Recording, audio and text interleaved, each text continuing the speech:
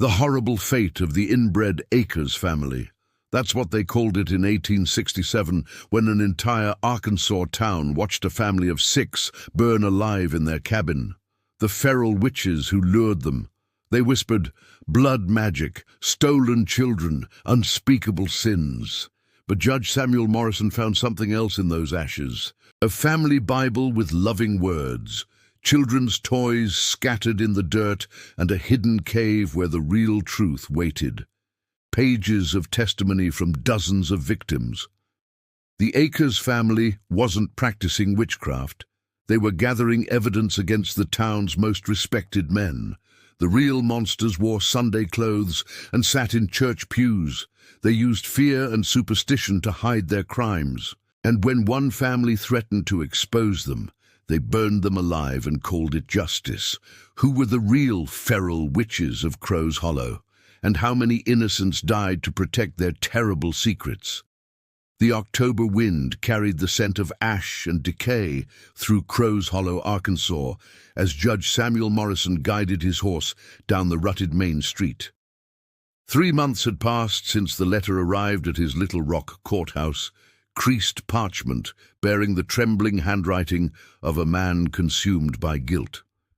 Reverend Ezekiel Thorne had written of unspeakable acts of community justice, of biblical retribution carried out in darkness, and of children's voices that haunted his dreams. Morrison had read those words a dozen times, each reading deepening the cold dread that settled in his chest like winter fog. The town stretched before him like a wound that refused to heal. 1867 had been cruel to Arkansas. But Crow's Hollow bore scars that went deeper than war. Boarded windows stared blindly from buildings that should have bustled with commerce, and the few townspeople Morrison glimpsed moved with the furtive urgency of those carrying shameful secrets. A woman in a faded calico dress crossed the street rather than pass him directly, her eyes fixed on the muddy ground. 2 men outside the general store stopped their conversation mid-sentence when they noticed his approach, their faces closing like shutters against a storm. Morrison had presided over courts across the reconstructed South, had seen communities struggling to rebuild not just their buildings, but their moral foundations. This felt different.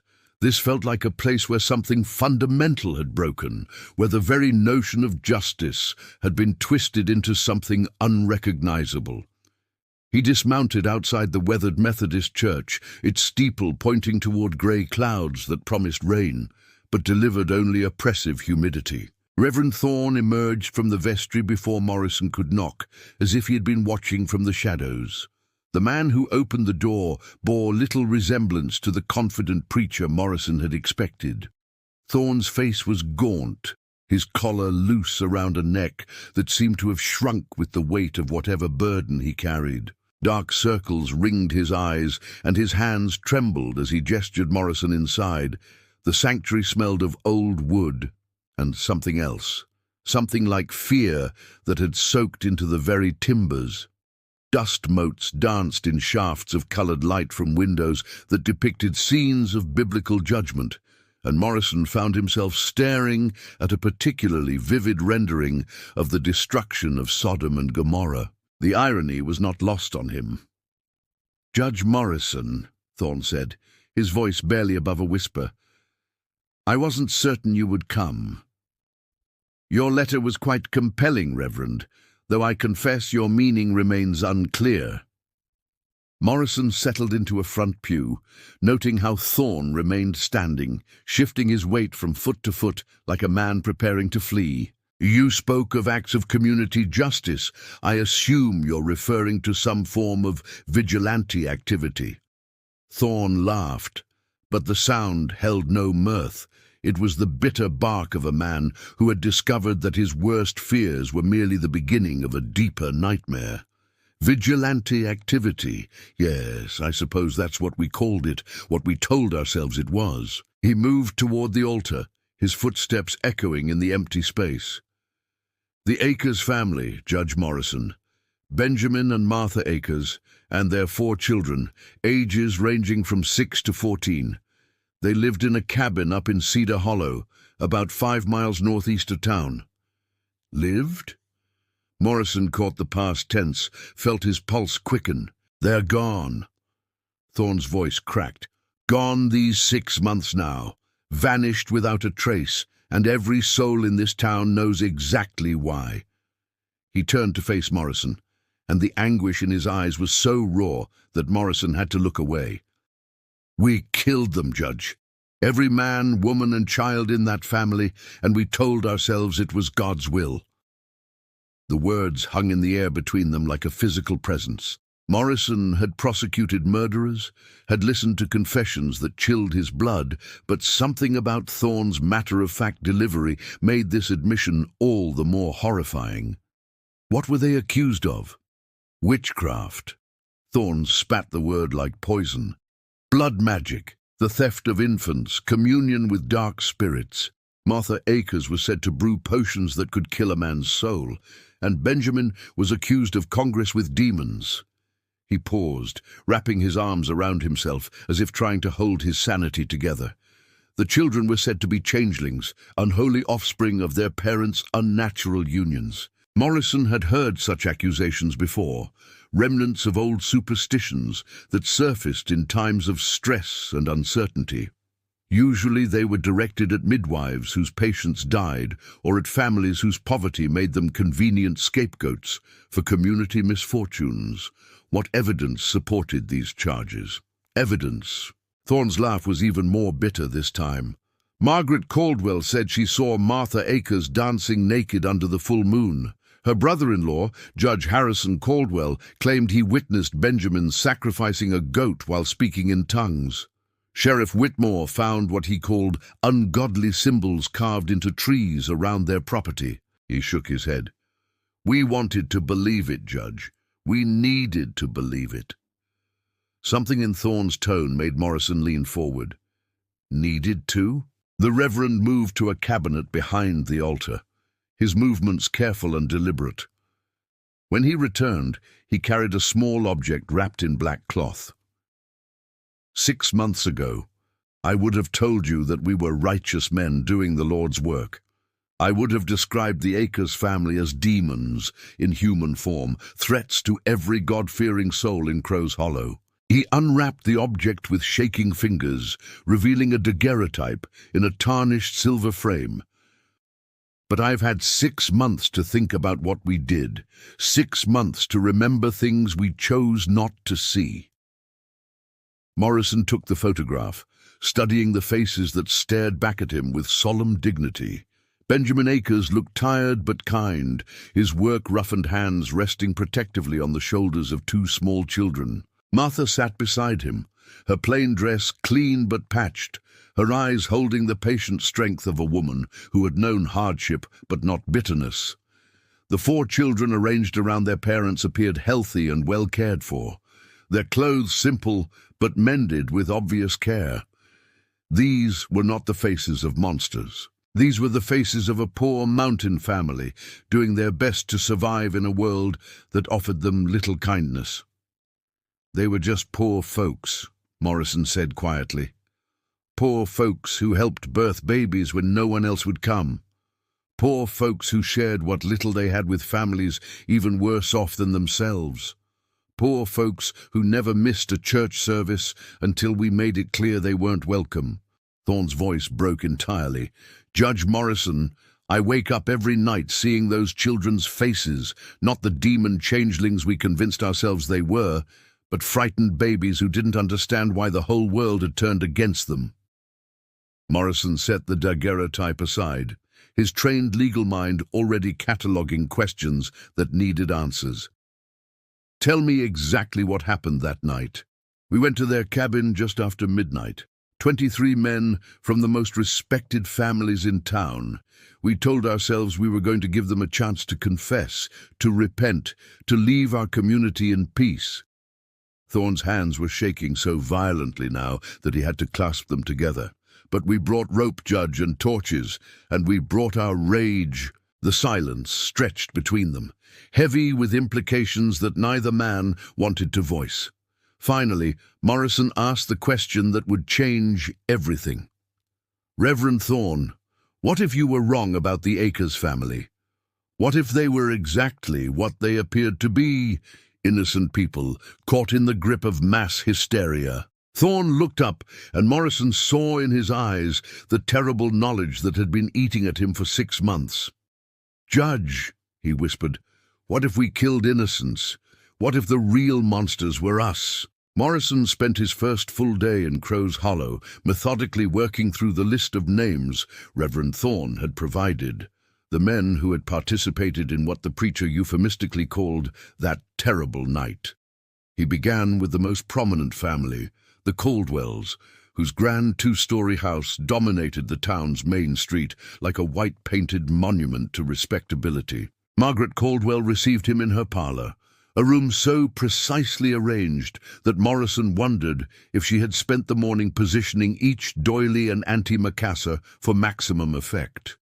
She was a handsome woman in her middle 40s, her steel-grey hair pulled back in a severe bun that emphasized the sharp angles of her face. Everything about her spoke of rigid control, from the way she poured tea with mechanical precision to the manner in which she arranged her black silk skirts to cover every inch of her ankles. When she spoke of the Akers family, her voice carried the cadence of absolute moral certainty. "Judge Morrison, I appreciate your thoroughness, but I fear you are wasting precious time on a matter that has already been resolved by divine providence." She set her teacup down with a sharp clink. The Akers family were instruments of Satan himself.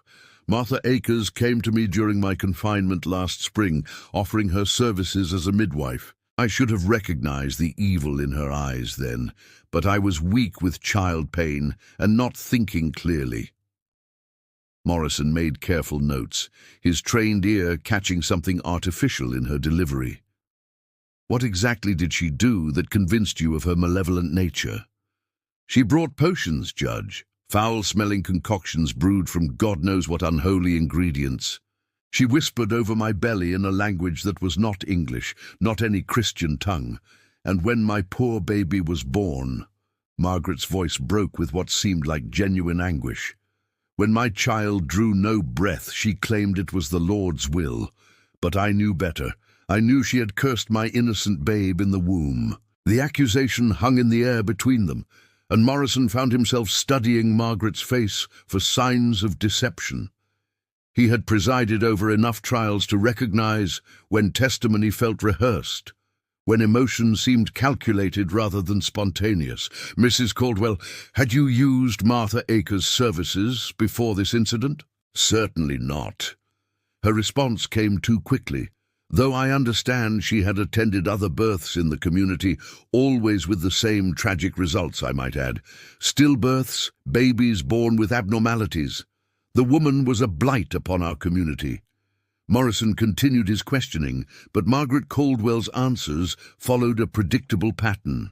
Every tragedy that had befallen Crow's Hollow in recent years could somehow be traced back to the Akers family.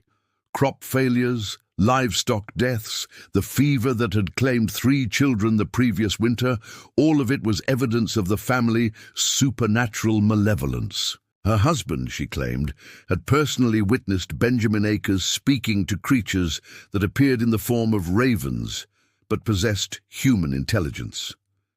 When Morrison finally excused himself from the Caldwell parlor, his notebook was filled with accusations that ranged from the impossible to the absurd. More troubling than the wild claims, however, were the small inconsistencies he had detected. Margaret claimed the Akers family kept to themselves and shunned Christian fellowship, yet she also described in detail Martha's regular attendance at church socials. She insisted the children were feral and uncivilized, then referenced conversations she'd had with the eldest Akers daughter about her needlework. The pattern continued as Morrison interviewed other prominent families throughout the day. Judge Harrison Caldwell, Margaret's brother-in-law, described witnessing Benjamin Akers in Congress with demons, but his account of when and where this alleged incident occurred changed subtly each time he retold it. Sheriff Caleb Whitmore claimed to have found evidence of blood rituals at the Akers cabin. Yet, when pressed for specifics, his descriptions grew vague and contradictory. By late afternoon, Morrison had filled 3 pages with notes that painted a picture of mass hysteria rather than genuine supernatural threat. More intriguingly, several townspeople had let slip details that suggested the Akers family had been well regarded before the accusations began. A shopkeeper mentioned that Benjamin had always paid his debts promptly and honestly. A farmer's wife recalled Martha bringing soup to her family during a bout of influenza. These glimpses of ordinary human kindness seemed to surface despite the speaker's conscious intentions to portray the family as monstrous. Morrison's suspicions crystallized when he convinced Thorne to take him to the abandoned Akers property. As evening shadows began to lengthen across the hollow, the cabin was indeed nothing but charred timbers and ash, but the surrounding area told a different story than the one he had been hearing all day. A careful search revealed a family garden still showing signs of careful cultivation, with rows of herbs that any competent midwife might use for healing rather than cursing. Behind the ruins, he found children's toys, a corn-husk doll with carefully embroidered features, a set of wooden animals carved with obvious skill and love.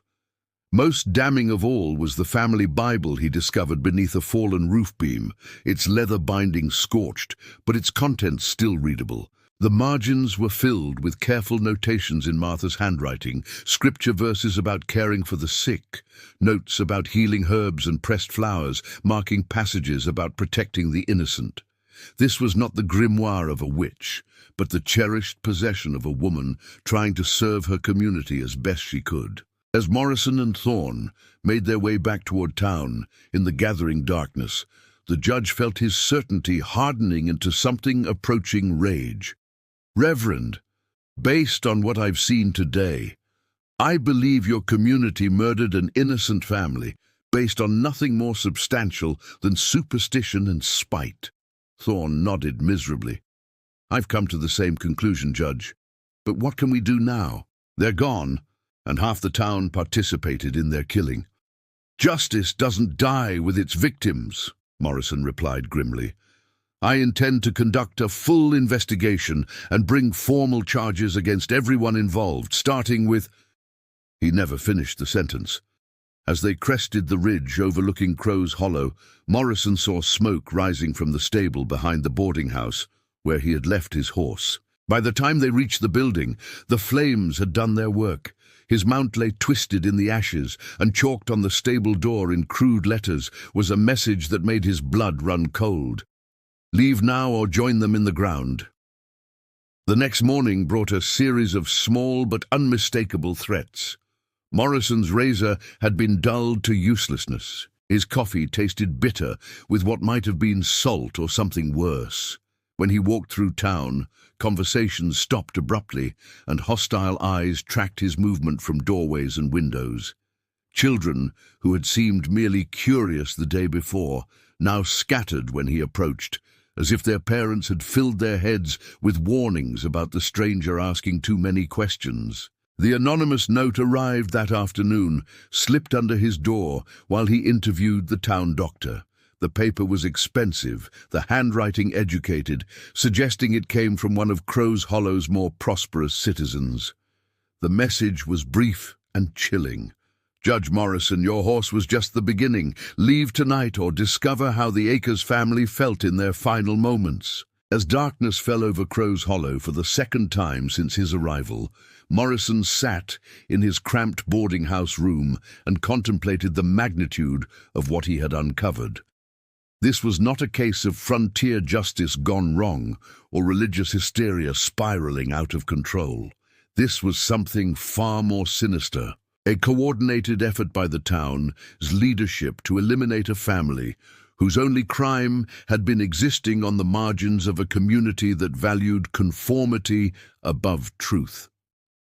The real question was not what the Akers family had done to deserve their fate, but what they had known or seen that made their continued existence too dangerous to tolerate. Morrison's investigation might have ended with threats and intimidation had he not encountered Thomas Brightfeather on his third morning in Crow's Hollow. The Cherokee tracker emerged from the morning mist like a figure from another world, his weathered face bearing the quiet dignity of a man who had learned to navigate between cultures while belonging fully to neither. Morrison found him examining the burned remains of the stable, his dark eyes taking in details that others had missed. "You're the judge asking questions about the Akers family," Brightfeather said without preamble, his English precise despite the faint accent that marked him as one of the few survivors of the forced relocations that had torn through Arkansas decades earlier. Dangerous questions for a white man in this town. Morrison studied the tracker carefully, noting the intelligence in his weathered features and the way he moved with the fluid grace of someone equally comfortable in wilderness and settlement. "And you are?" "Thomas Brightfeather. I guide hunting parties, track lost livestock, find things that don't want to be found." He gestured toward the charred stable. "Sometimes I see things that others wish I hadn't seen." The implication hung between them, like a bridge neither man was quite ready to cross. Morrison had learned enough about Crow's Hollow to understand that an Indian's testimony would carry little weight in any official proceeding, but he had also developed a healthy skepticism about the value of official proceedings in this particular community. "What kind of things?" Brightfeather glanced around the deserted street, then nodded toward the hills that surrounded the town like watchful sentinels. "The kind best discussed away from listening ears. If you truly want to know what happened to the Akers family, meet me at the old hunting blind above Cedar Creek at sundown. Come alone and bring whatever courage you can muster." The hours until evening stretched interminably as Morrison continued his methodical interviews. But now every conversation carried new weight. When Mrs. Ellen Hartwell mentioned that Martha Akers had been the only person willing to tend her during a difficult childbirth, Morrison heard not just gratitude, but fear, the terror of someone who knew that speaking kindly of the dead might mark her as their sympathizer. When Tom Bradley, the blacksmith, reluctantly admitted that Benjamin Akers had been an honest customer who paid his debts promptly, his eyes darted toward the Caldwell house, as if expecting retribution for even this mild praise. By the time Morrison reached the designated meeting place, the weight of Crow's Hollow's collective guilt pressed down on him like a physical burden. Brightfeather was waiting in the gathering darkness, his presence so still and natural that Morrison nearly walked past him. Without speaking, the tracker led him deeper into the hills, following game trails that seemed invisible to Morrison's untrained eye, but were apparently as clear as highways to his guide. They walked for nearly an hour before Brightfeather finally spoke. "I was there the night they killed the Akers family," he said quietly, his words carrying across the mountain silence like stones dropped into still water. "Watched from the ridgeline as 23 men surrounded that little cabin, watched them drag out Benjamin and Martha, watched them search for the children like hunters flushing game." Morrison's throat went dry. "You witnessed the murders. I witnessed the end of something that had been building for months. The accusations, the whispered stories, the way people crossed the street to avoid Martha Akers. None of it started with witchcraft." Brightfeather stopped beside a massive oak tree, its trunk scarred by some long-ago lightning strike.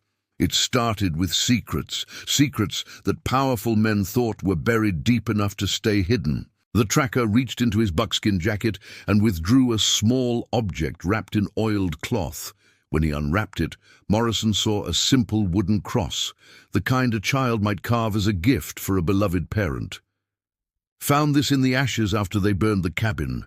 Little Sarah Akers made it for her mother. I'd seen her working on it during church services when she thought no one was watching." Morrison took the cross, feeling its rough edges and the care with which it had been fashioned. "You knew the family well. Well enough to know they weren't witches. Martha Akers was a healer, nothing more and nothing less. She helped women birth their babies, treated fevers and broken bones, eased the passing of those who couldn't be saved. But healing work means you see things, hear things, learn things that some people prefer to keep hidden. Brightfeather's voice grew harder. Margaret Caldwell's stillborn baby wasn't her husband's child. Martha knew it, and Margaret knew she knew it. The implications hit Morrison like a physical blow. Who was the father? Judge Harrison Caldwell, Margaret's brother-in-law, same man who later testified that he'd seen Benjamin Akers consorting with demons. Brightfeather spat into the darkness. Martha Akers never spoke of it to anyone, but her silence wasn't enough for Harrison. He knew that sooner or later someone would count months on their fingers and start asking uncomfortable questions.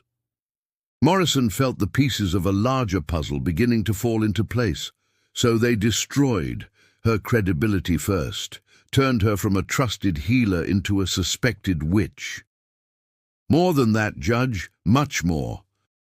Brightfeather resumed walking, leading Morrison toward what appeared to be solid rock face, but revealed itself to be the entrance to a narrow cave. Martha Akers wasn't just keeping one secret. She was keeping dozens of them, and she wasn't keeping them to protect the guilty. She was documenting them to protect the innocent.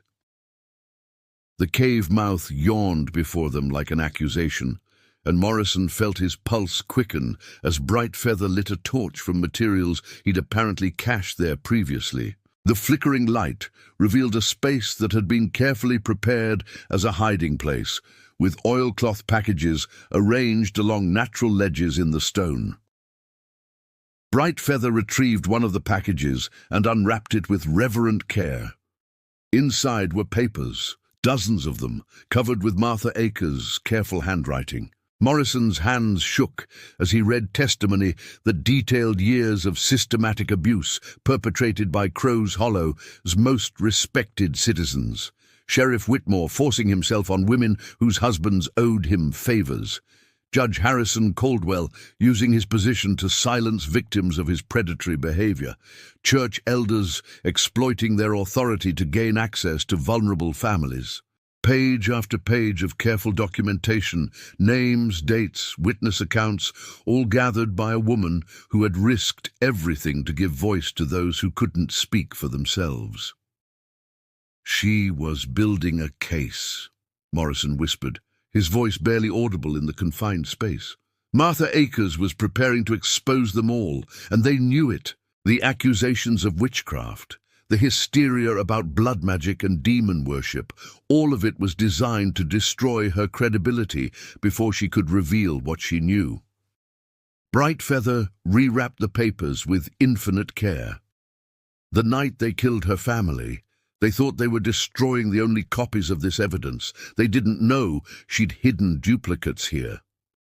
Morrison stared at the cache of documents, understanding finally the true scope of what had happened in Crow's Hollow. This wasn't vigilante justice or religious mania. This was calculated murder designed to protect a conspiracy of abuse that reached into every level of the community's power structure. Now you understand why your questions have made certain people nervous, Brightfeather said grimly, and why your horse had to die, and why you've been receiving threatening notes. They thought they'd buried the truth with the Akers family, but you're digging it up again. The torch flickered, casting dancing shadows on the cave walls, and Morrison realized that he was no longer investigating a historical tragedy, but an ongoing conspiracy whose participants were very much alive and very much willing to kill to protect their secrets. The weight of that knowledge settled on his shoulders, like a mantle he wasn't sure he was strong enough to bear. The documents in Martha Akers' cave told a story that Morrison wished he could forget, but their testimonies burned themselves into his memory with the persistence of brands on flesh. Over the course of 3 nights, he and Brightfeather returned to that hidden sanctuary, poring over evidence that revealed a network of predation and abuse stretching back nearly a decade. 17 women had found the courage to tell Martha their stories. Wives coerced by men who held their husbands' debts, young mothers threatened with the loss of their children, widows who had no choice but to submit or face destitution. The names read like a directory of Crow's Hollow's most prominent citizens. Judge Harrison Caldwell had used his authority to silence at least 7 victims, threatening them with charges of adultery or public accusations of mental instability if they spoke against him. Sheriff Whitmore had turned the jail into his personal hunting ground, forcing himself on women whose husbands had been arrested for minor infractions. Even Reverend Ezekiel Thorne's predecessor had exploited his position as spiritual counselor to gain access to vulnerable parishioners seeking comfort in their darkest hours. But it was Martha's final letter, discovered tucked beneath all the other documents, that broke something fundamental in Morrison's understanding of human courage. Written in her careful script on the night before her family's murder, it revealed a woman who knew exactly what was coming and had chosen to face it rather than flee. "My dearest friend," the letter began, addressed to no one and everyone. "If you are reading this, then my fears have proven justified, and my family has paid the ultimate price for my determination to speak truth in a place that prefers darkness. I could take my children and run tonight. Thomas Brightfeather has offered to guide us to safety beyond these mountains, but running would mean abandoning those who cannot run, leaving other innocents to face the monsters we have documented here." Morrison's hands trembled as he read her explanation of why she chose martyrdom over escape. 3 more women had promised to come forward with their stories once Martha presented her evidence to federal authorities. A young girl named Rebecca Quinn had been showing signs of abuse, but was too frightened to speak while her attacker remained free. An elderly widow named Mrs. Patterson had been threatened with eviction from her home unless she submitted to Judge Caldwell's demands. "I cannot save my own children by abandoning these other souls to their torment," Martha had written. "If our death serves to expose these crimes, then perhaps other mothers will not have to watch their daughters disappear into the same darkness that has swallowed so many already. I pray that someday someone with the power to act will find these words and use them as weapons against those who mistake respectability for righteousness." The letter was signed with a shaking hand, and below, Martha's name was a single line that haunted Morrison's dreams. "Tell them we died as we lived, trying to protect the innocent." Armed with this evidence, Morrison attempted to pursue formal justice through proper channels, only to discover that the corruption extended far beyond Crow's Hollow's borders. When he traveled to Little Rock to file charges, the circuit court clerk, a nervous man named Peyton, initially received his paperwork with appropriate gravity. But when Morrison returned 3 days later to check on the progress, Peyton claimed to have no record of their conversation or the documents Morrison had submitted. "I'm afraid there has been some misunderstanding, Judge Morrison," Peyton said, avoiding eye contact as he shuffled through filing cabinets that Morrison was certain had contained his evidence just days before. "We have no pending cases involving Crow's Hollow, and certainly nothing related to the matter you describe." Morrison's demands to speak with Peyton's superior led him to Circuit Judge William Harrington, a portly man whose expensive clothes and soft hands suggested comfortable distance from the harsh realities of frontier justice. Harrington listened to Morrison's abbreviated account with expressions of appropriate concern, but his response revealed the futility of seeking justice through institutional channels.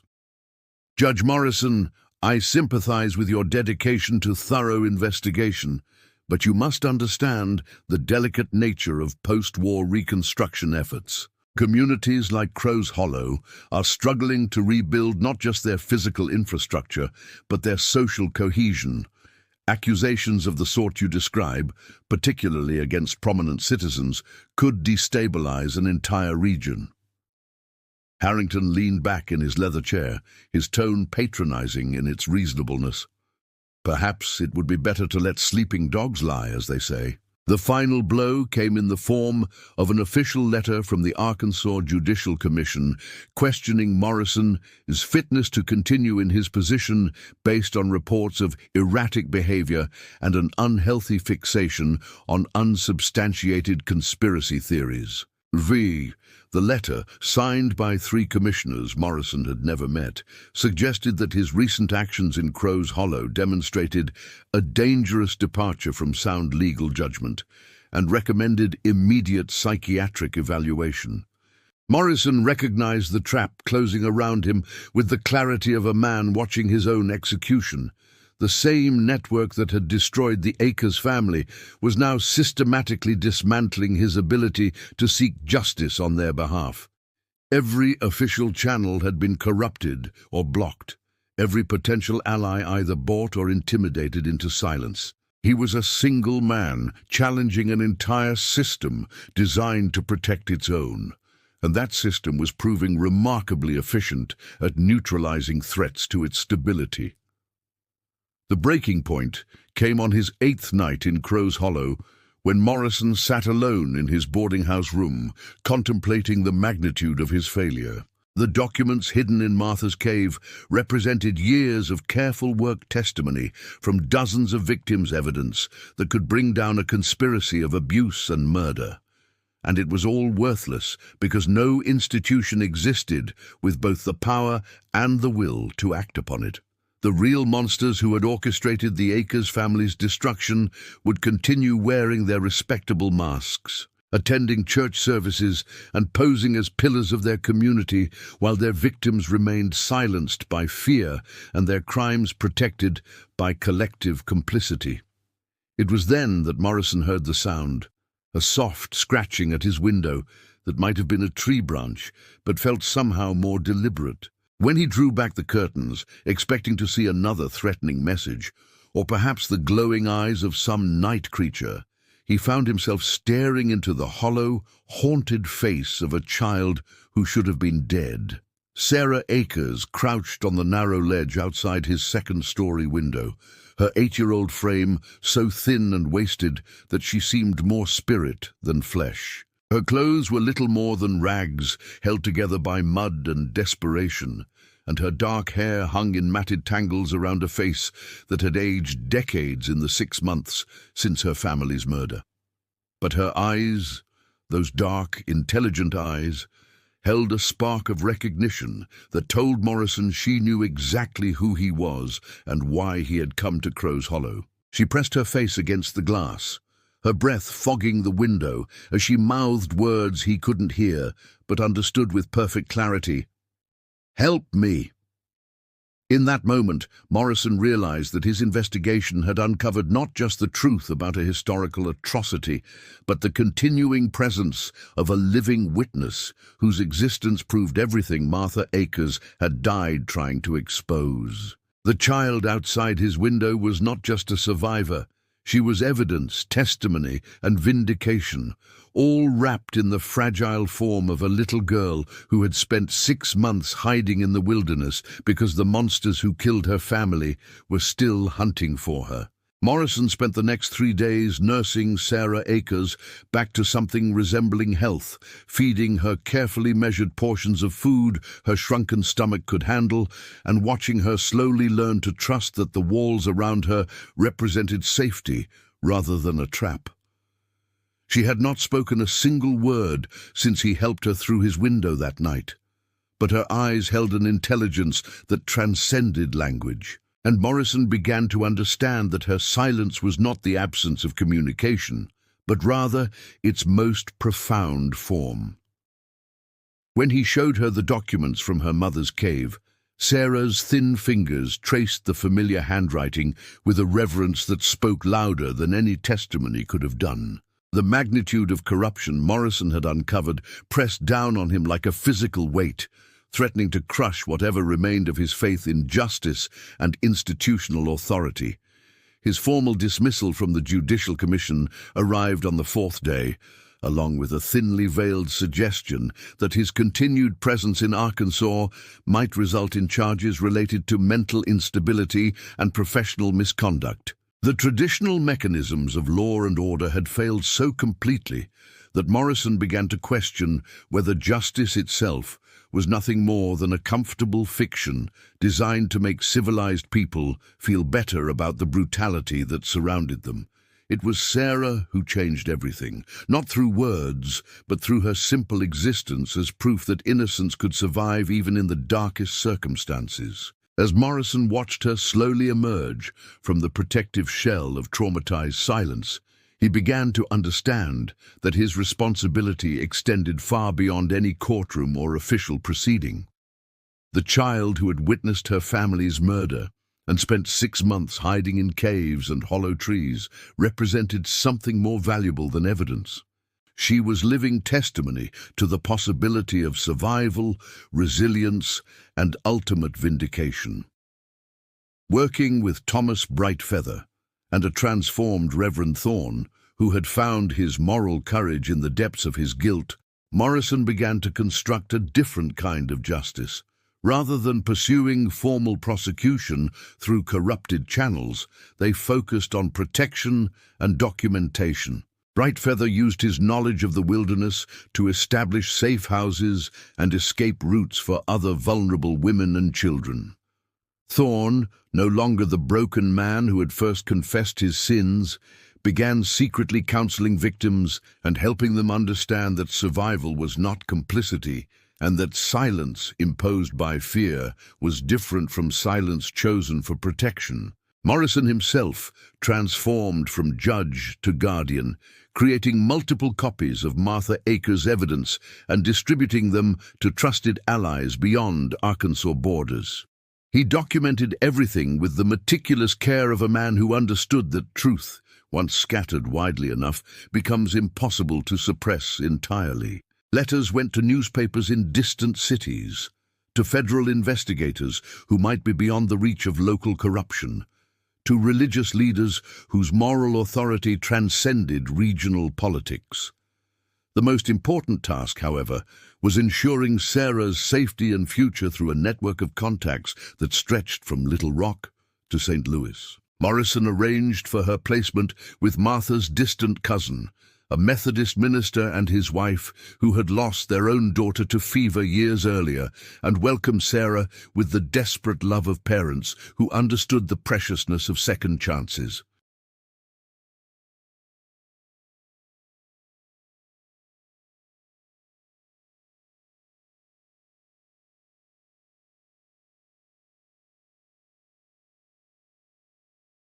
The night before she left Crow's Hollow forever, Sarah finally spoke, her voice barely a whisper, as she pressed her mother's wooden cross into Morrison's hands and said simply, "Remember them."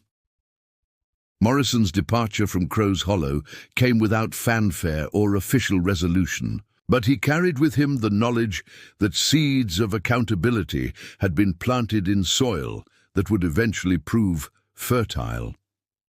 He had not achieved the dramatic courtroom victory that legal training had taught him to pursue, but he had accomplished something more enduring, the preservation of truth and the protection of innocents who might otherwise have remained voiceless and vulnerable. The years that followed transformed Morrison from a respected judge into something far more dangerous to systems of organized oppression. A traveling advocate whose reputation for uncovering uncomfortable truths preceded him from town to town across the reconstructed South. He never again wore judicial robes or presided over official proceedings, but his work documenting patterns of abuse and corruption became legendary among those who had no other champions. Communities learned to fear his arrival, knowing that his presence meant their darkest secrets would soon face the harsh light of exposure. The vindication Morrison had sought for the Akers family came not as a single dramatic revelation, but as a slow accumulation of consequences that unfolded over nearly 2 decades. Newspaper articles began appearing in distant publications describing patterns of abuse in small Arkansas communities and questioning the reliability of local law enforcement. Federal investigators, armed with documentation Morrison had carefully preserved and circulated, began making quiet inquiries that eventually led to formal charges. One by one, the men who had orchestrated the Akers family's murder found themselves facing the very legal system they had corrupted, and their carefully constructed facades of respectability crumbled under scrutiny that could no longer be bought or intimidated into silence. Judge Harrison Caldwell was the first to face justice, convicted on charges of abuse of authority and sentenced to 15 years in federal prison. Sheriff Whitmore fled Arkansas one step ahead of arrest warrants, only to be found dead in a New Orleans boarding house under circumstances that suggested his past had finally caught up with him. Margaret Caldwell, the woman whose accusations had provided the initial spark for the community's hysteria, lived to see her family's reputation destroyed and her carefully ordered world reduced to whispered shame and social isolation. 23 years after the night he first arrived in Crow's Hollow, Morrison returned to find the town transformed by truth rather than destroyed by it. The cemetery now contained a small granite marker bearing the inscription he had commissioned years earlier. The Akers family, they died protecting innocence. Standing beside that grave on a crisp autumn morning, Morrison was no longer surprised to see Sarah approaching through the fallen leaves, no longer the broken child who had scratched at his window, but a confident woman whose work with displaced families across 3 states had made her a legend in her own right. "Judge Morrison," she said, her voice carrying the same quiet strength that had once belonged to her mother. "Thank you for remembering them. Thank you for making sure their deaths meant something." She placed a fresh bouquet of wildflowers on the grave marker, flowers she had gathered from the same hills where her family had once lived and died. The feral witches of Crow's Hollow were finally revealed for what they really were. Respectable men whose true nature had been hidden by community complicity and fear. But the real magic, the real power belonged to people like my mother, who refused to let evil hide behind respectability. As the sun set over the Arkansas hills, Morrison understood that justice had finally been served, not in the dramatic fashion he had once imagined, but in the quieter, more enduring form of truth, preserved innocence protected and survivors empowered, to ensure that such darkness could never again masquerade as righteousness. This